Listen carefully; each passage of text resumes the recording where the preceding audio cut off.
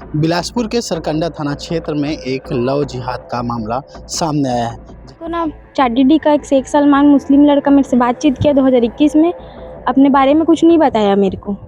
ये लव जिहाद का मामला आया है, इसको हम लोग लव जिहाद बोलते हैं क्योंकि उस युवती पर जान से मारने की कोशिश की जा रही है, वहीं प्रताड़ित किया जा रहा है, इस तरह का युवती का जो है आरोप है। ना हो गया सर, मेरे से शादी वादी नहीं किया, उसके बाद मैं प्रेग्नेंट हो गई। प्रेग्नेंट होने के बावजूद मैं उसको बोली कि मेरे से शादी कर ले करके, वो बोला मेरे को पैसा वैसा नहीं। अब फंसा करके उसको शारीरिक शोषण किया जाए या तो दैहिक शोषण बोलना चाहिए, क्योंकि मारपीट कर रहा है तो ये उचित तो है नहीं। शादी की युवती के 2 बच्चे हैं, बिना शादी के ही 2 बच्चे हो चुके हैं। अभी पिछले ही साल मेरे गले में चोट के निशान ने चापड़ मार दिया था मेरे को।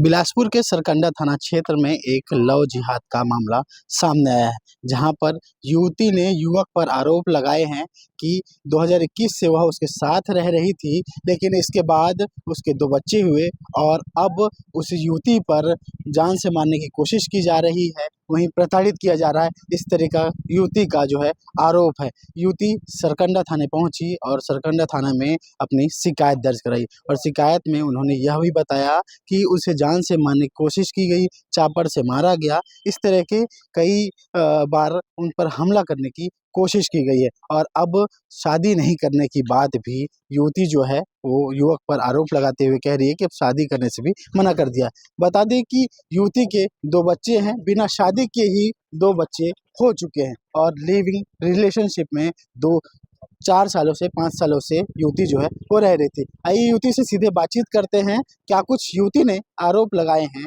यह सुनिए आप। मेरे को ना चाडीडी का एक शेख सलमान मुस्लिम लड़का मेरे से बातचीत किया 2021 में, अपने बारे में कुछ नहीं बताया मेरे को। उसके बाद वो मेरे को बोला कि मैं तेरे को हिंदू चुचुयापारा में मंदिर, वहां से तेरे से शादी वादी करूंगा। मेरे को लेके आया, 3 महीना हो गया सर, मेरे से शादी वादी नहीं किया। उसके बाद मैं प्रेग्नेंट हो गई। प्रेग्नेंट होने के बावजूद मैं उसको बोली कि मेरे से शादी कर ले करके, वो बोला मेरे को पैसा वैसा नहीं है करके। मैं बोली ठीक। उसके बाद 6 महीने से मेरे को जो मारपीट, मैं प्रेग्नेंट थी सर, तब से वो मेरे से मारपीट लगाया था। मेरी बेटी हो गई। उसके बाद वो मेरे को इस कदर मारा, मेरे सर में पूरा पत्थर पटक दिया था। उसके बाद मेरे को घर में रखे उसके, और फिर क्या बोल, मेरे को हॉस्पिटल कहीं नहीं लेके गए। मेरी मम्मी मेरे को देखी, मेरे को हॉस्पिटल ले गई।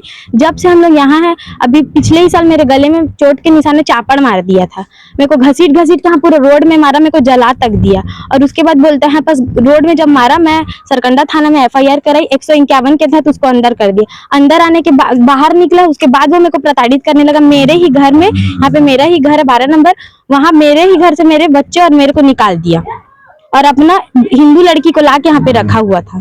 फिर उस रात को 2-3 दिन के बाद मैं भैया लोगों को कॉल करी, भैया लोग मेरा मदद करो करके भैया लोग आए।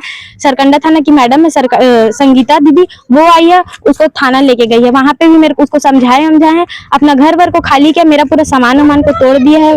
भैया क्या रहा है आगे? मैं अभी यही चाहती हूँ कि मैं उसके साथ नहीं रहना चाहती हूँ।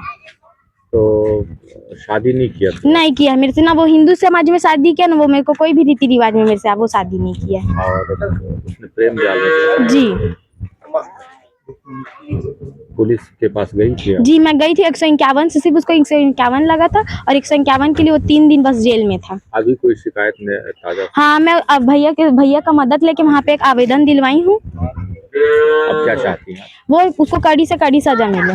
अब वो मेरा दूध पीता बच्चा है, 2 साल का बेटा है और 3 साल की बेटी, उसको भी वो मेरे से ले गया है। अच्छा, तो उसको आप बच्चों को अपने पास रखना चाहती, क्योंकि वो कि कुछ भी नहीं कर सकता, फाइनेंशियल हेल्प तो वो कर ही नहीं सकता वो, और मेरे बच्चे मेरे बिना नहीं रहते।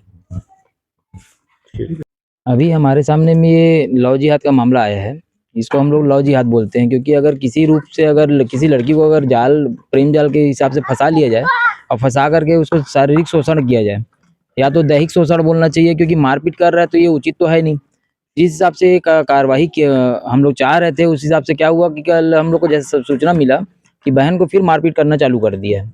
सूचना मिलने के बाद हम लोग कल आए तो त्वरित इनको शांतिपूर्वक उसको घर को पहले खाली करवा करके इसको कब्जा दिलवाने का कार्य किए हैं विश्व हिंदू परिषद बजरंग दल के द्वारा।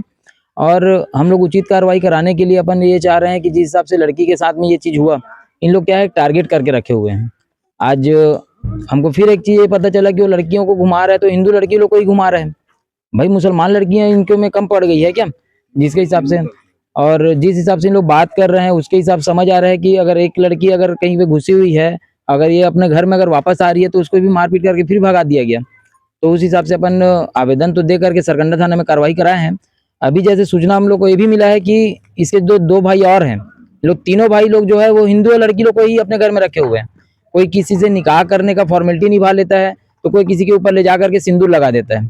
इनके में अगर निकाह चलता है तो इनको तो सिर्फ और सिर्फ निकाह करना चाहिए ना। सिंदूर मांग में सिंदूर भरने का रीति रिवाज तो हमारे हिंदू में होता है। आगे इनके संदर्भ में क्या करेंगे आप लोग?